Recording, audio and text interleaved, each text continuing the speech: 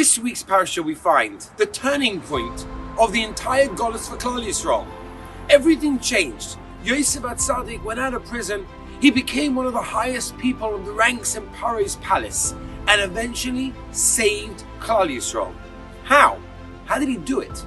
So the Torah tells us in one pasuk the entire turning point.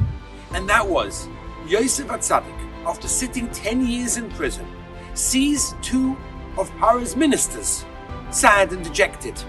And he says to them, "You look dejected, you look a bit sad today, what's wrong?" And they tell him the story of the dreams, and the rest is history. Isn't that unbelievable?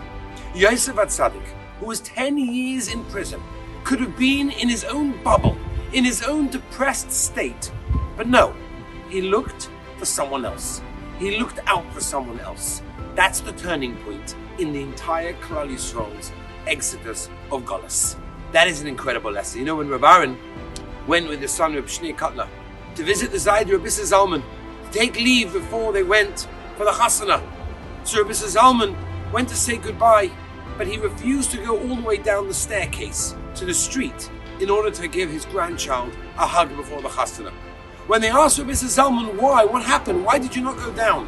He said, "I'll tell you, there are many Yidden over here who went through the Holocaust, and they themselves had grandchildren who were killed, and they don't have them anymore.